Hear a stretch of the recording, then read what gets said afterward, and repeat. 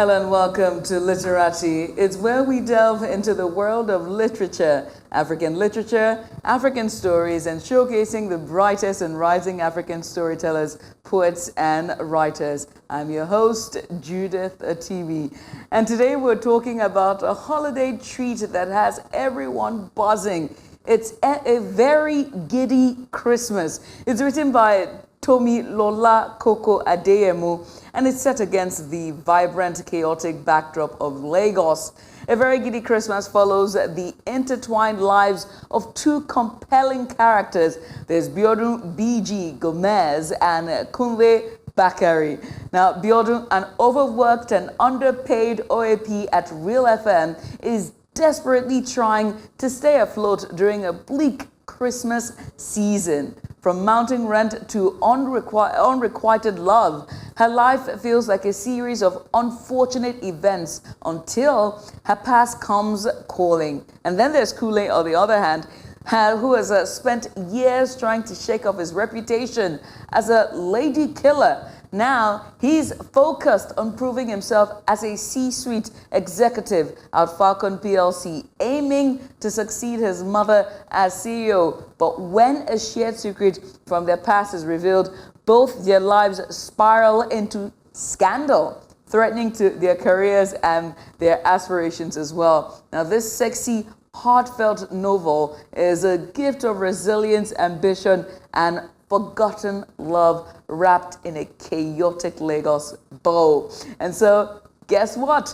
We have the amazing author here with us today herself, and is none other than Tomilola Coco Adeyemo. And she's going to be joining us today to discuss her debut novel, her creative journey, and all things romance. Tomi, thank you so much for joining us. Welcome onto the program. Thank you so much for having me. Thank you so much for Now, for those that do not know Tomilola Coco Adeyemo, she grew up in Ibadan, and she attended the Obafemi Awolowo University as well, Awolowo University Ile-Ife, where she earned a Bachelor of Arts in Dramatic Arts and the sheer audacity to pursue writing as a career. And she found early success in Nollywood with credits on hit TV shows, documentaries, and Nigeria's first feature-length animation. Now, Tomilola lives in Lagos, Nigeria, and her interests include, but not limited to, old music, sitcoms, coffee, amala, and ewedu, and all things romance. And this book, A Very Gidi Christmas, is her debut novel. Once again, many thanks for joining us, Tomi. All that accolades. Thank you so much, Judy. I mean, let's get started. A Very Gidi Christmas is such a delightful and, unique read, right? So let's start first of all with the title. A Very Gidi Christmas is quite catchy and festive. What inspired you to write a Christmas-inspired, Christmas-themed romance set in Lagos, so to speak? Well, we're festive people. We like Christmas things. We like festive things. So yes, I wanted to write something. I'm a romance writer. I'm a love story writer. I wanted to write something that captures, our essence. I grew up reading like a lot of Mills and Boone and Harley Quinn. Right. And we read like a lot of Christmas themed things. And then they were talking about cashmere sweater, winter, all those things. What would be the elements for Christmas as well for us?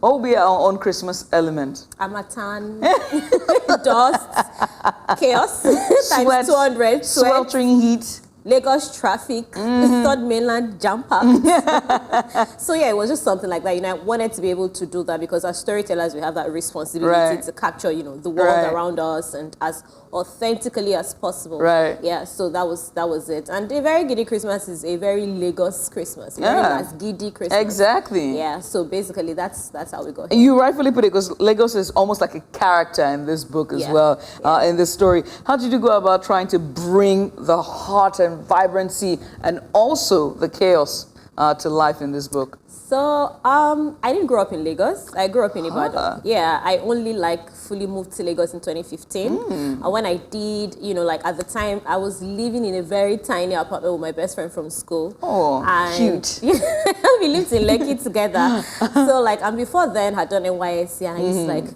I literally used to shed tears because it was so, because Ibadan is very laid back. Right. It was such a huge contrast. Right. So for me, it was, when I wrote this, it was my own perception from the point of view of someone who migrated here, you know, like in her 20s, what that felt like, which you could also see in Biodun's story, because she talks about that a little bit, you know, like coming in from outside and all that. Yeah. Right. So that was what I wanted to capture. So I just captured it from the point of view of someone who came from outside and then settled into this chaotic land of opportunities. Right. Because chaos or not, Lagos has a lot of opportunities.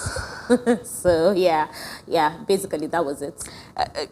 Speaking of, you know, let's get into the book, but mostly that we can't go without talking about the Christmas title on there. Yeah. A Very Gidi Christmas. Yeah. And Christmas adds another layer to the story, but most importantly, to me, is how were you able to balance the festivities or balance the festivities as well as the very serious issues that you were touching in this book, you know, and all the tropes you were throwing into this book, which we're going to get into. But how were you able to balance that, to find a very fine equilibrium in all of it? I think it's, you know, part of the skill set you get when you're writing. Right. I was also blessed to work with an editor who understood the story that I was trying to tell. I shared my ideas with her and the publisher, and they understood that. So that helps to find, like, you know, a balance. Because usually when you're writing, sometimes you can get really passionate. We storytellers tend to be like that, yeah. So sometimes you're taking too much, you know, moving too much to a side, tilting too much on the other side. So I think that guidance helped like a bit. And then obviously I've also, you know, have a background in TV. I've also learned, you know, for so many years to find out a way to, you know, figure out like the balance. So I'll say, yeah, taking from here and there, also working with a very good editor, you know, all of those helps to bring it to life. The both lead characters in this role, in this book, Biodun and Kunle, they're both navigating very ambitious career. One of them has dropped everything to chase her dreams, very reminiscent of somebody I know. But also there's Kunle as well, who wants to be taken seriously now, and also has very high ambition to lead his mother's company and become CEO and succeed after his mother. So how were you able to craft their personalities to reflect the complexities of being a millennial in a city like Lagos? I think, I mean, you know, as I said earlier, some of this were like from real life. I'm not the only Biodun. I have, you know, there are some experiences that Biodun, you know, has or is experiencing in the story that I have experienced. You know, I also, you know, listen to like a lot of women around me and, you know, watch what women have gone through, not just with me, because, you know, the thing is that experiences can transcend, you know, generations, and it doesn't matter races even, right? Sometimes that's why sometimes you can find somebody in China and you people have like the same experiences. So like there was a lot of that. There was a lot of also, you know, reading, watching things, and then with Kunle, like I know that, you know, Nigerian men sometimes have like a reputation sometimes, but, you know, there's also really good Nigerian men. And, you know, like I also, I know, I'm blessed to know some of them. So like I took from there, and, you know, also it's not interesting for your characters to be perfect.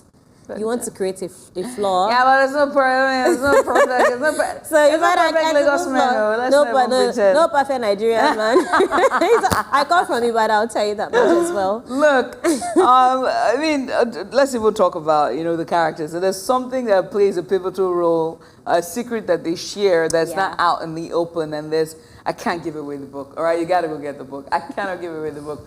Go grab the book, A Very Gidi Christmas, to find out that secret. But the secret in the book that plays a pivotal role in like bringing them together, and we now see them try to go past that hurdle and put out a united front. Let's keep it that way.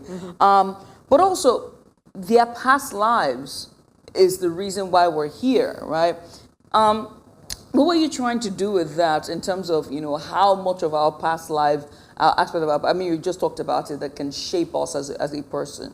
That's a really nice question, actually, because I actually consciously thought of that when I was writing. There are consequences, always good consequences, bad consequences, and sometimes when we're acting in the moment, when we're doing things, we're humans, we don't think about consequences.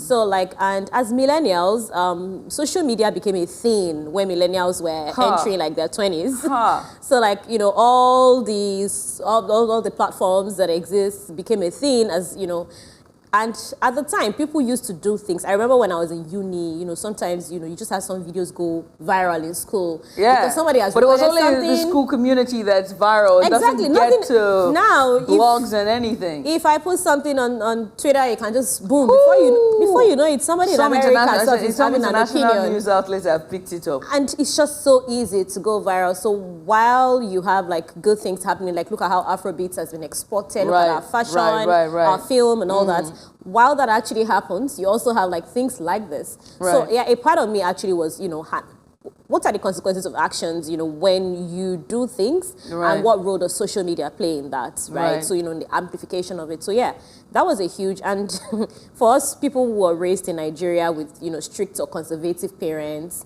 and there was just that whole, okay, so what would a Nigerian parent do if this kind of thing happened? Right. Hence why we now get that to that point that we did that we can't give away. But they had to do something. Like they had to do something because of their parents, and they really had to do something fast. I mean, now that we're talking about, you know, those themes of love and social media and all of that, I think it's also best that we talk about the theme of resilience that we see in both the characters as well, and also ambition and love, right? Now, at the top of the book, right, this is for the women who believe they can have it all. Or, well, how do you put it? And I'm like, for the girlies who want to have it all. I'm like, I like Tomilola, like, don't play with me, like, you're funny, you know what I mean? Like, you're funny, like, don't do that. Because do you know how many times I'm sitting down and I'm journaling and I'm like, can I have it all? You know what I mean? Like, well, you know you can have it all, though. Tomilola, please don't do that. I mean, look at you. Like, you're beautiful. You have a successful career. I mean, I don't know what's like, you know, with the personal life, but whatever it is, I'm sure you have it covered. It's the same with me. Like, sometimes I'm like, okay, but I'm sure you're good. I'm sure you're okay. Because, I mean, sometimes the ones that don't stay, it's a good thing that they're not staying. So, no, I'll keep it moving. I'll keep it moving. But please, you have it all. I like to think that I do have it all, but like, you know, but that's why the critique, you know, of social expectations, you know, come in. So, I mean, I have to ask, was that from a personal life or just looking as I view to want to explore these themes? I am talking about motivations now. Yeah, actually, it's a little bit of both, because as a writer you can't be too it can't be too personal, because then it feels, if you want to write an autobiography, just go ahead and write that. You also want to be balanced. For instance, with me, you know, I'm in my mid-30s. Naturally, that conversation comes up with my mom. Right. My immediate younger brother is married. You know, like, I'm a Yoruba girl. Tell me, my immediate younger sister married. The younger brother married. Exactly. So like, single. I'm a Yoruba woman. What that means is, you know, thankfully my parents are a bit understanding, but you know, there's still the occasional, you know, how far, you know, and stuff like that. So what I try to also do is to balance it out, which I hope is something I captured properly with this book. Also balance, you know, parents have a genuine reason for, you know, these worries. You might not understand it, it might not necessarily be something that I can relate to, but I get it, right? So it's personal, and at the same time, you know, trying to remove yourself from the situation and look in from outside and see, oh, why would this person do this? Why would this person do that? So obviously that doesn't excuse, you know, terrible or bad behavior, but it also helps you to understand where people are coming from and their motivation for things, you know, after time. So yeah, it was a little bit of both for me. I want to say something. I remember reading an article, and I don't know if we talked about this. It was an article of how more parents, and this was in the Western world, not even here in Nigeria or in sub-Saharan Africa, but in the Western world, on how more and more aged parents are accepting that they will grow old without a grandchild, and they would die without seeing a grandchild. And it was so interesting because I know somebody in my personal life who passed away without a grandchild, and I know that that may not happen, you know, for any of, you know, their offspring when it comes to extending the bloodline or extending or family legacy in terms of, you know, another generation to come on. And seeing that broke me. You know what I mean? but then we're in a time where it's hard. You know what I mean? Like it's difficult. Anyway, It's not what it used to be. times have changed. Yeah. Even the economy is economy. Oh, look, ever-changing times. Well, if you're just tuning in, you're watching Literati here on News Central Television. My guest today is Tomilola Coco Adeyemo. She's the author of A Very Gidi Christmas. It's a romance story that follows Biodun Gomez, a.k.a. BG, and also Kunle Bakare as they explore as they reconnect again. And this time, they give love a second chance. But is a second chance at love the best advice for you? The answer is no. Stay with us, don't go anywhere. We're going to take a break. Don't go, stay right there.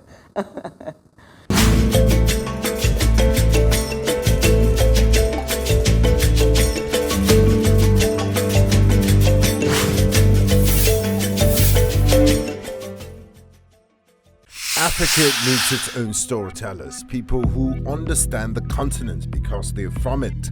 People who know that news is more than just a conversation starter, it's our stories. Because these stories run deeper than headlines and segments. It's about digging deeper to get the facts and telling the human side of every single story, not just the echoes from foreign headlines and perspectives. It's time to take back our narratives and share them in our voices. The birth of Africa's New Age reporting, and this is where it begins, right here at News Central TV, with stories that put Africa first.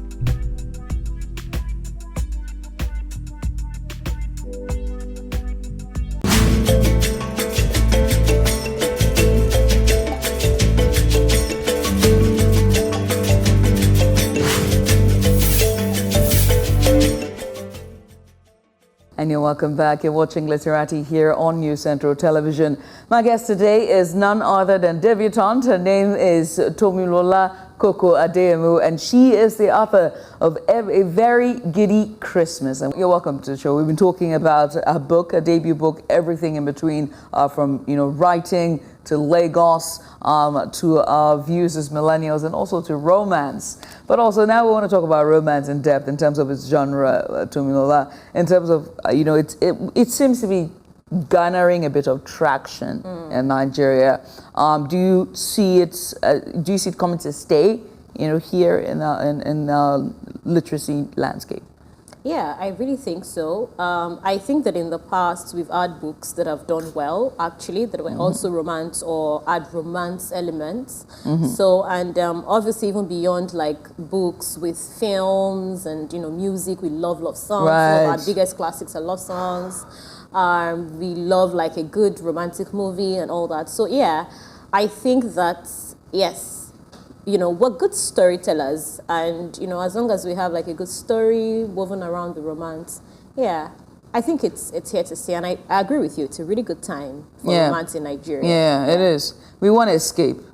Yeah. We really need escape. Also, we want to escape. Also, I think that since the men are not doing their job, we might as well turn to fictional characters.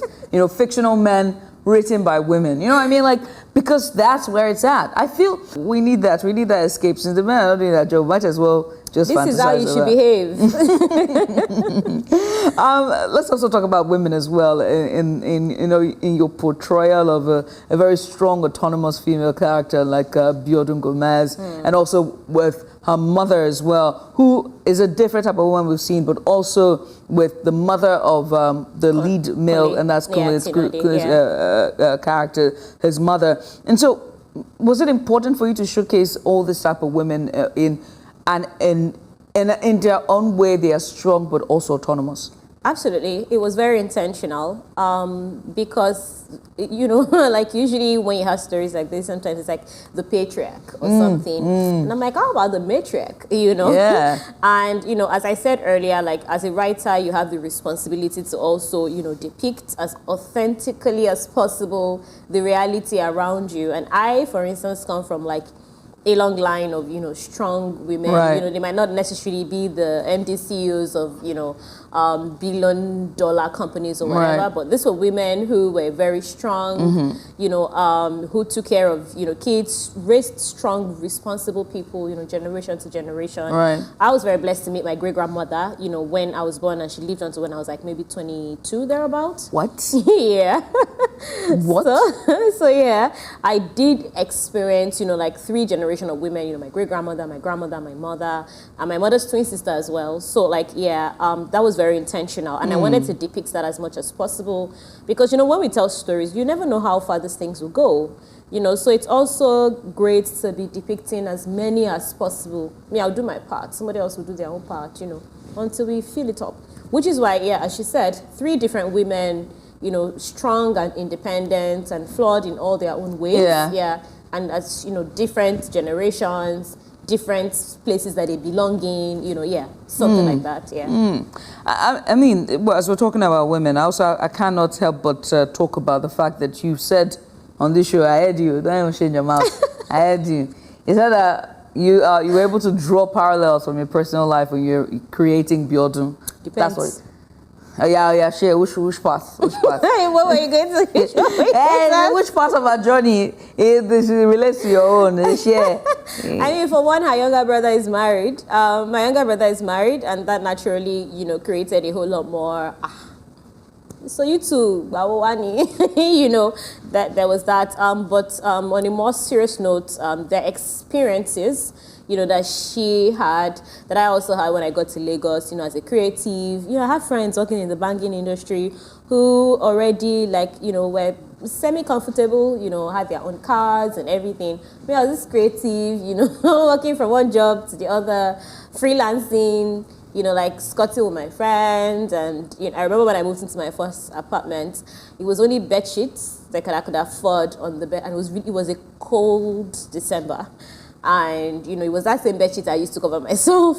I couldn't afford much, you know, but like, it's a steady growth over a period of time. So that in itself, I wanted to be able to capture that, you know, what creatives go through in that area. I mean, Biodun is different in that she lives a more comfortable job for this world. Yeah. But the experiences are also somewhat similar. And then even in relationships, you know, I've also encountered interesting, let me use the word interesting, men. I didn't do anything that would say scandal.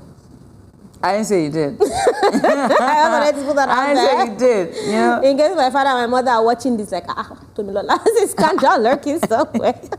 No, that doesn't exist. But yeah, it's in all of those things, you know, basically. Let's also talk about very quickly, because I'll probably let you go, your style of writing. And very, very quickly, when you open the first page in the first chapter, it's like, okay, we're in for a ride.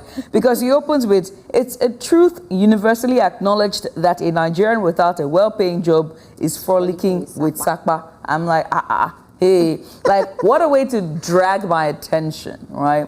And so I have to ask, what were some literary influences for you, you know, in your, because it's not your first time writing. No. You've been writing for a very long time. Yeah. So what are some of those influences for you? I mean, this first line is a direct influence from Jane Austen. Ah. She's considered the Western mother of romance, the foremother. I adore her. Of Let me romance. just say, Yeah. So like and Pride and Prejudice is one of the most popular across the world romance novels ever. It's a classic.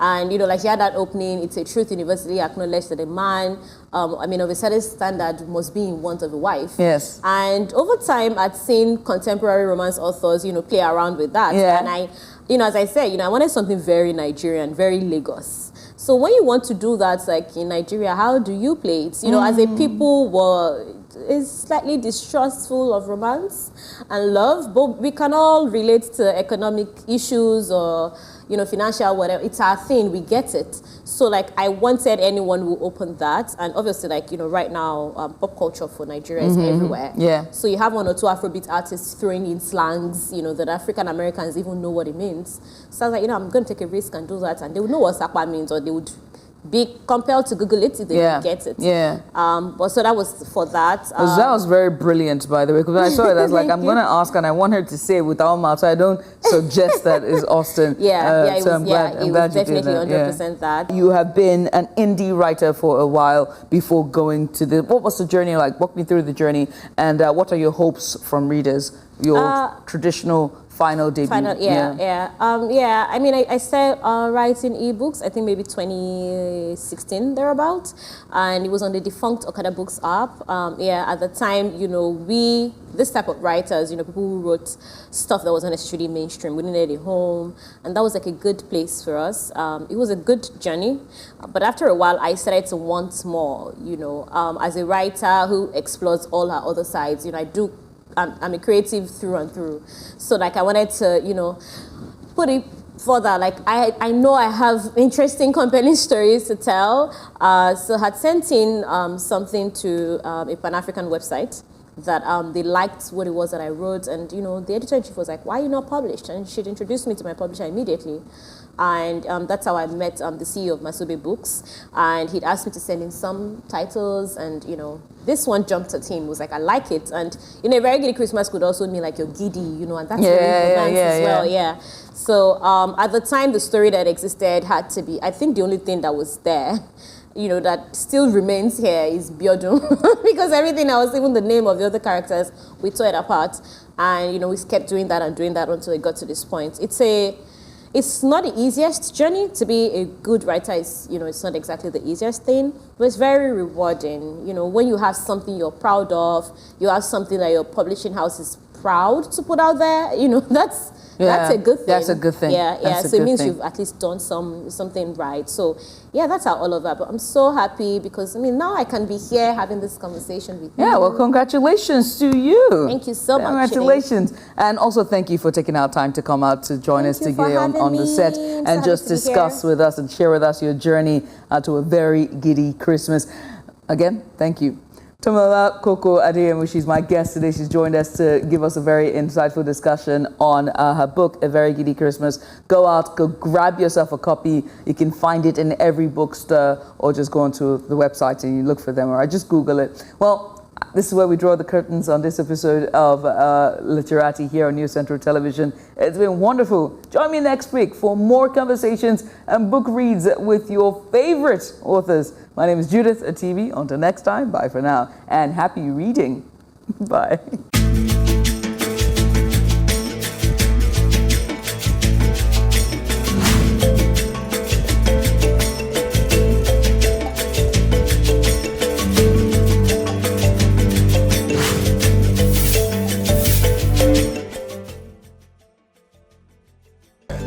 News Central TV, stories that put Africa first.